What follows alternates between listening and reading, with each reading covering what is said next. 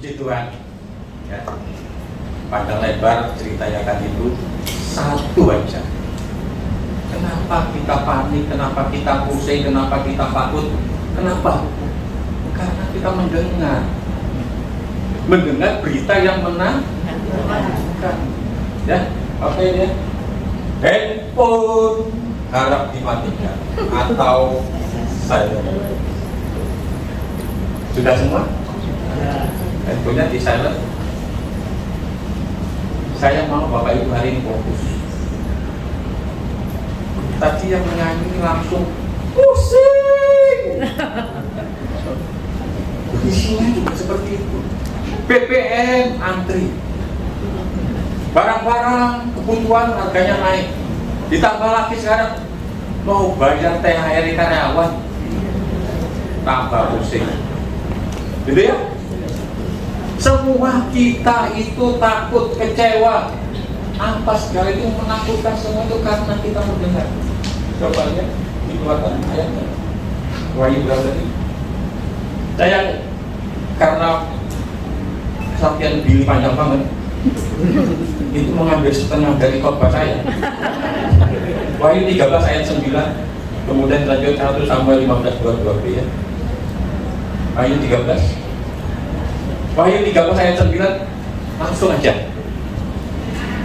Bapak Ibu bisa catat aja. Wahyu 13 ayat 9. Barang siapa bertelinga, hendaklah ia mendengar. 1 Samuel 15:22b. Bisa? Mendengarkan. Ada di depannya. Sesungguhnya mendengarkan lebih baik daripada korban sembelihan, memperhatikan lebih baik daripada lemak domba-domba jantan. Ini mendengarkan. Tadi kita mula-mula mendengarkan yang diceritakan tadi sangat menakutkan. Kita di sini bisa tertawa, tapi grup yang ada di sana, wah, ada yang ngamuk. Ini Pak cerita kalau dimarahi di Senayan Mimpi peserta, ya, sangat menakutkan. Peserta itu panik. Kapan pulang? Kapan? Nah, hari ini saya akan membawakan satu tema khotbah berjudul Jehovah. Apa itu Pak? Apa itu? Tuhan yang memelihara kita, ya.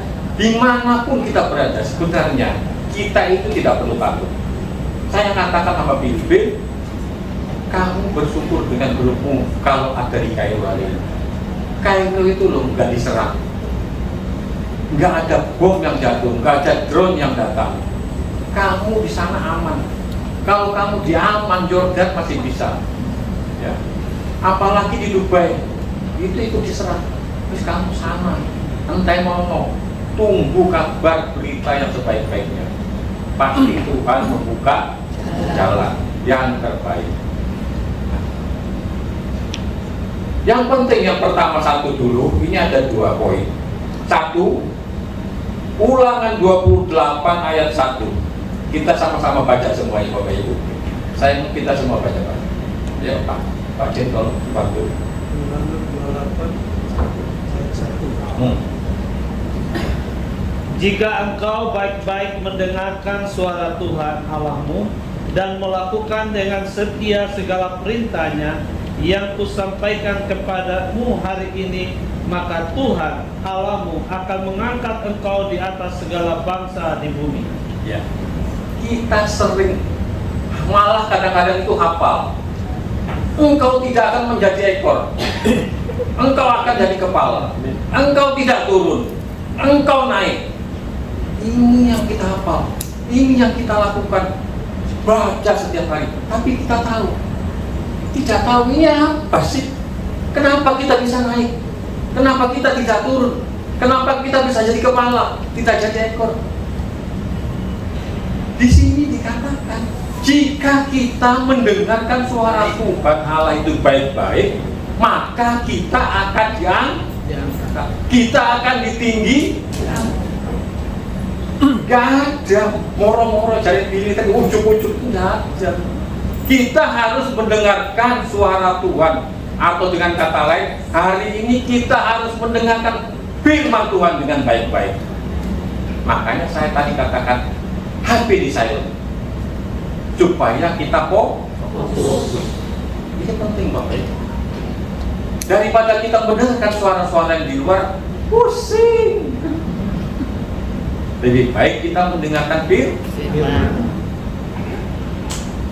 Kita ditinggikan, kita diangkat jika kita mendengarkan firman itu dengan baik-baik. Tapi juga sudah dikatakan tadi, mendengarkan saja itu kurang ternyata. Ya, kita baca lagi 19 Keluaran 19 ayat 5. Jadi sekarang, jika kamu sungguh-sungguh mendengarkan firman-Ku dan berpegang pada perjanjian-Ku, maka kamu akan menjadi harta kesayangan-Ku sendiri dari antara segala bangsa. Sebab Akulah yang mempunyai seluruh bumi. Kita itu jadi harta kesayangannya Tuhan jika kita benar-benar sungguh-sungguh mendengarkan firman Tuhan. Dan ya, kalau gimana bisa? Ya. Kita nyanyikan satu-satu. Kenapa kita bisa nyanyikan lagu ini? Ternyata ada ayatnya loh.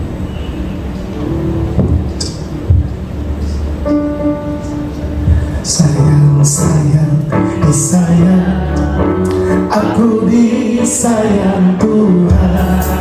Aku diangkat jadi anak, aku disayang Tuhan. Sayang, sayang, sayang, disayang, aku disayang Tuhan. Aku diangkat jadi anak, aku disayang Tuhan. Terima kasih. Sayang Tuhan. Amin. Percaya kita sayang Tuhan. Amin. Jika kita taat, kita benar-benar mendengarkan firman Tuhan dan kita menjadi pelakunya, pasti disayang. Amin. Ada lagi sebenarnya ayat sebaliknya. Yakobus 1 ayat 23 dan 24.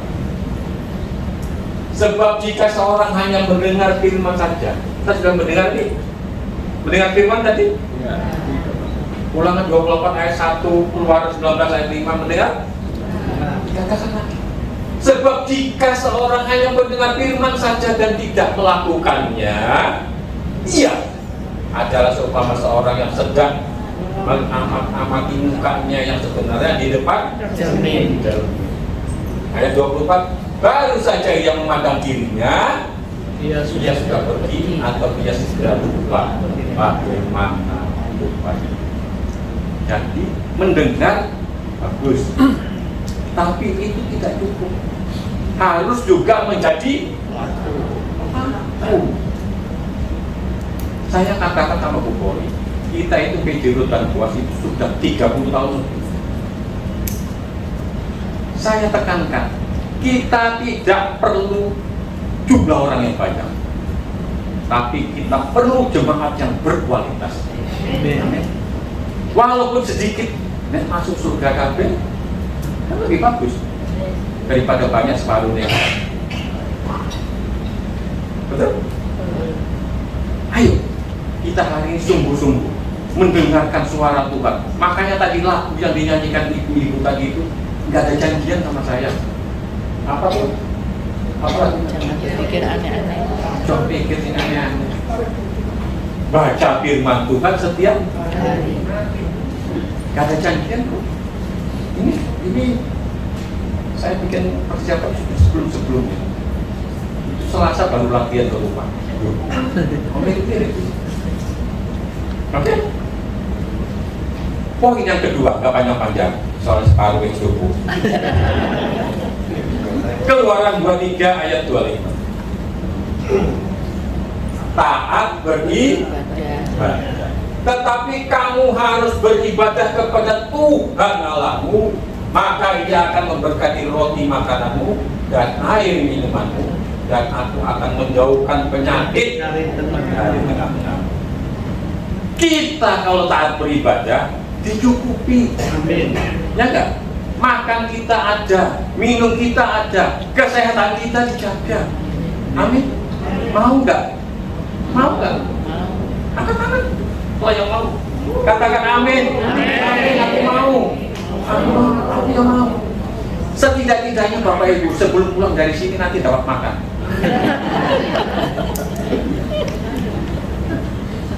Sudah disediakan dalam intake makan.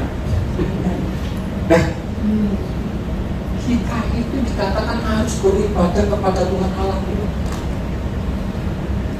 Tidak boleh ada ilah-ilah lain, tidak boleh ada Tuhan-Tuhan lain, tidak boleh kita menyembah berhala yang lain, hanya kepada Tuhan Allah kita, Tuhan yang benar, yaitu Yesus Kristus. Amin. Amin. Yang sudah turun ke bumi, turun ke dunia, menjadi penyelamat kita, menembus dosa-dosa kita. Hanya Dia satu-satunya yang tahu. Tadi saya sebenarnya mau ngisi bensin. Nah, lewat sini. Penuh loh pom bensinnya.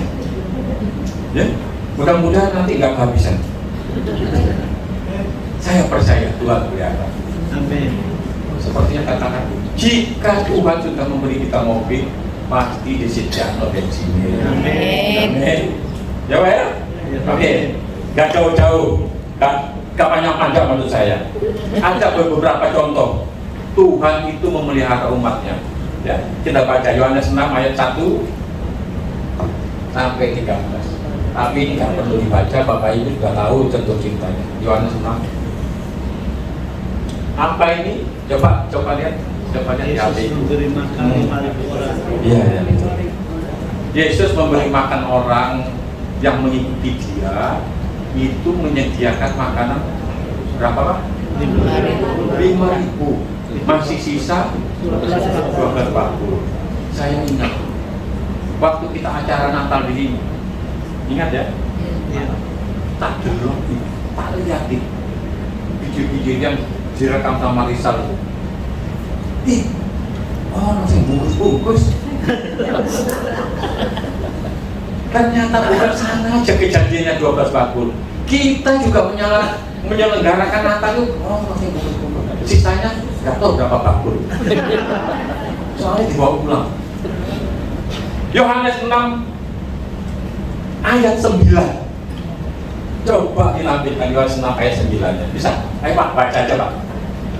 Di sini ada seorang anak yang mempunyai 5 roti jelai dan 2 ikan. Tetapi apakah artinya itu untuk orang sebanyak ini? Coba Pak. Seorang anak siapa ya?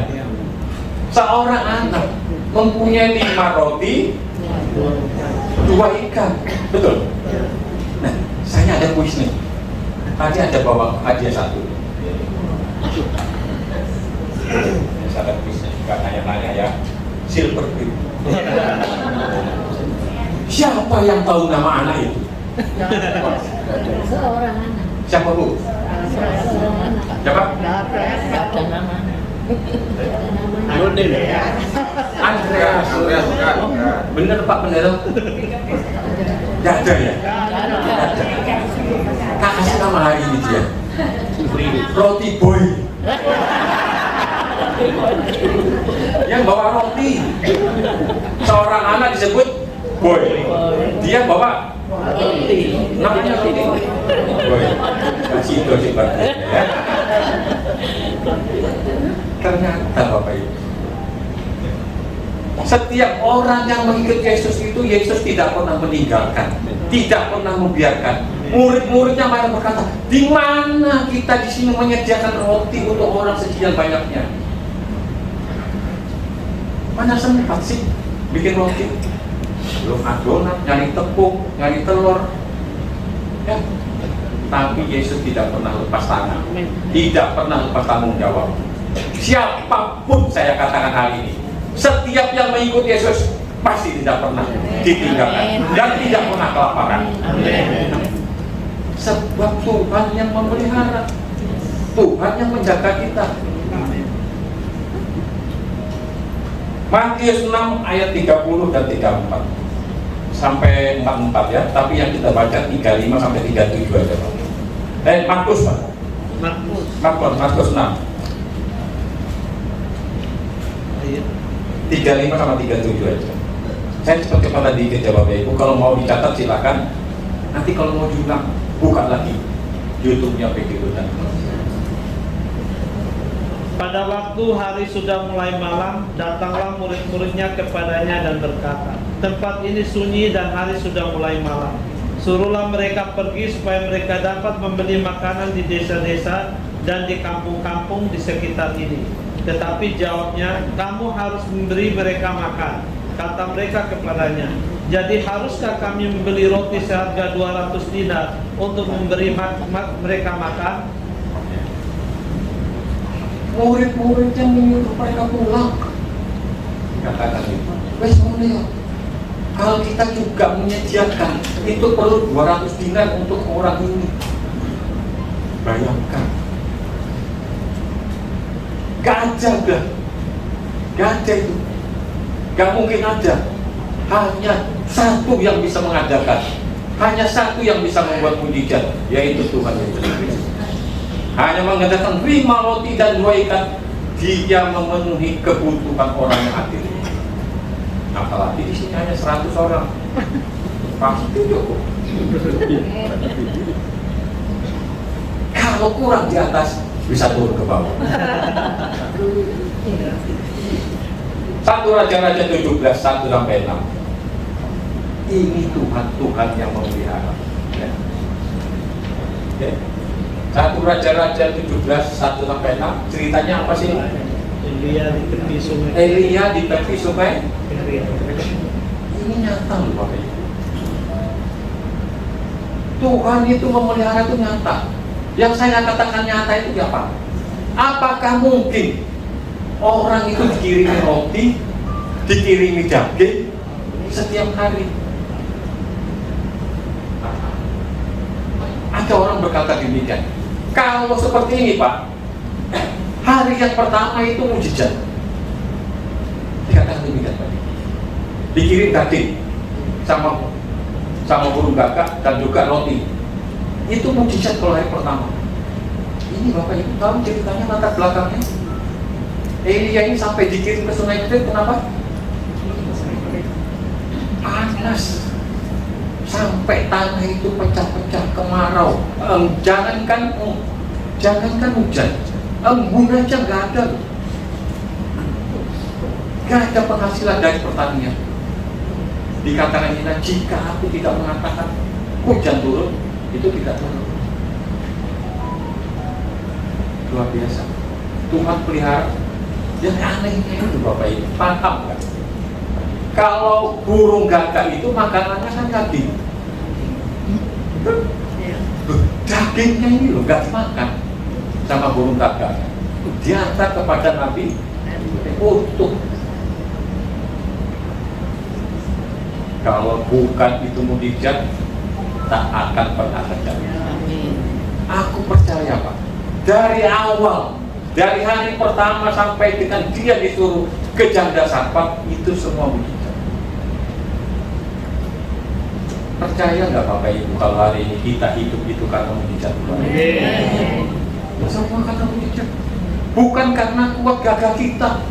Kita ada seperti ini, wah aku pintar kerja, aku sukses berusaha, aku jadi pedagang pengusaha yang sukses. Ya, itu semua karena anugerah. Amin. Kita diberkati karena Tuhan kasihan kepada kita. Karena kita serta kesayangannya. Kita tidak akan pernah ditinggalkan. Kita tidak akan pernah dikecewakan. Setiap orang yang berharap kepada Tuhan pasti mendapat pertolongan. Sama seperti Billy tadi. Walaupun dia ada beberapa hari di Kairo, tetap dipelihara Tuhan. Malah katanya tadi kan makan tidur. Malah orang yang di negara lain, yang di Dubai, itu stres lebih banyak loh, stres daripada yang di Kairo. Yang di Jordan kemarin Bapak Ibu buka aja YouTube, banyak yang nangis, sampai masuk bunker sekarang. Puji Tuhan, grupnya Billy nggak sampai masuk bunker.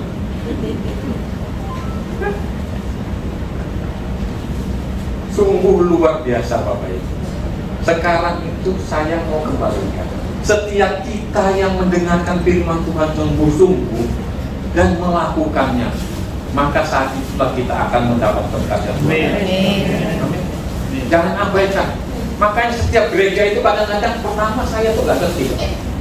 Baru-baru saya ngerti. Setiap gereja kan mempunyai resiko yang besar. Cuma di atas itu aja running tag-nya lewat. HP harap dimatikan atau HP harap di silent. Itu ternyata sangat berguna. Kalau HP-nya seperti tadi bunyi,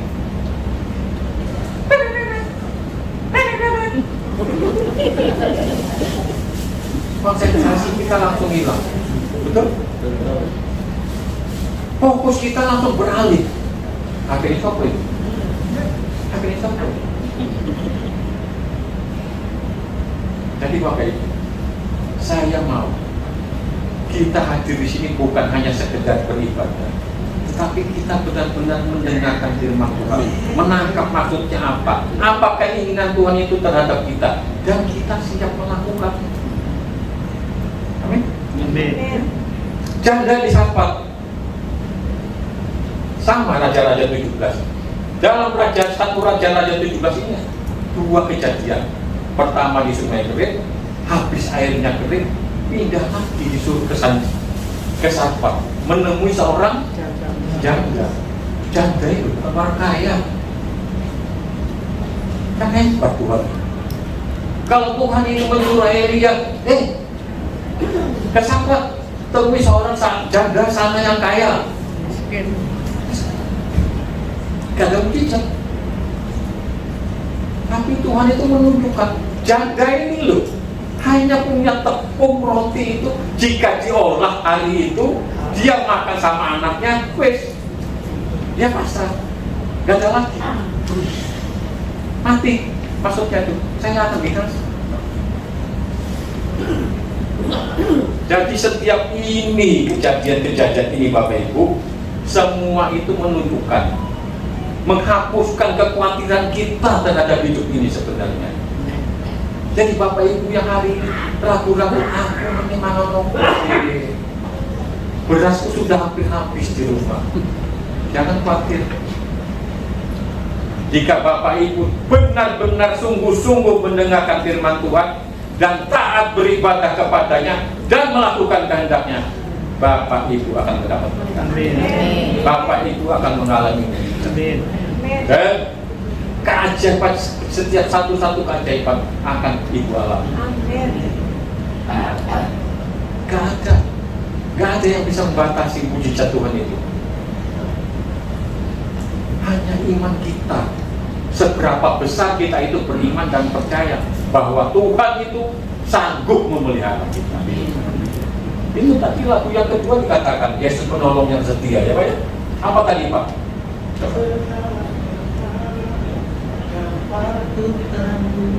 Ya. Di dalam Dia yang memberi kekuatan, Tuhan Yesus penolong dan sahabat, tetap percaya Tuhan setia, memenuhi segala kebutuhan kita. penolong yang selalu setia, memenuhi keperluanku. Tak pernah Dia mengecewakan. Yesusku tak pernah gagal. Penolong yang setia, memenuhi segala kebutuhan, keperluan. Dia tak pernah gagal Bapak Ibu jika menolong kita. Bukan orang yang hanya seputar janji tinggal janji. Bukan.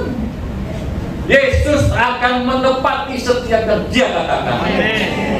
Tidak pernah terlambat. Amin. Tidak pernah juga terlalu cepat. Jika pada hari ini pertolongan yang ditunggu-tunggu belum datang, itu belum happy ending. Itu belum ending. Ya. Karena Yesus itu berkata, kita akan mendapatkan akhir yang happy. Satu lagi, kebetulan nih tergambarnya Billy itu di Mesir, di Kairo. Bapak Ibu ingat siapa yang terdampar di Kairo, di Mesir? Yusuf sangat dipelihara, tetapi dia mengalami sebagai apa? Sebagai budak, sebagai orang tahanan. Tapi Tuhan tidak pernah meninggalkan. Diangkatnya lah Yusuf menjadi orang kedua yang berkuasa setelah Firaun. Padahal kalau kita jalan ceritanya Yusuf itu, wah, kasihan, dijual sama saudara-saudaranya loh, dulur-dulur, sedon.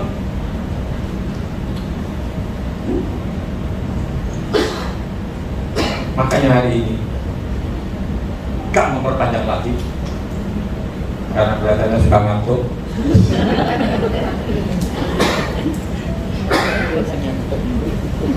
Saya mau kita semua hari ini menekankan, mendengar itu lebih baik daripada apa? Kita itu harus mendengarkan berita-berita yang baik, terutama firman Tuhan. Tidak ada lagi kehidupan ini yang melebihi daripada, kalau Bapak Ibu sebenarnya membaca awal dari Kejadian sampai Wahyu, isinya firman Tuhan ini luar biasa. Susunan kata-katanya itu, waduh, nggak ada satupun orang yang pintar apa itu Pak, berpuisi. Orang yang terpandai berpuisi bisa menyusun seperti Alkitab ini. Ada, indahnya ada. Susunan kata-katanya itu selalu menguatkan. Apa yang jelek dikatakan jelek, apa yang tidak boleh dilakukan dikatakan tidak boleh dilakukan.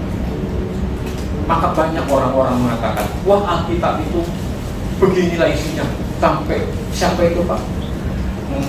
Daud sama Batseba baca kok dimasukin sih? Masa isi Alkitab kayak gitu? Saya katakan itu loh isi Alkitab yang sebenarnya.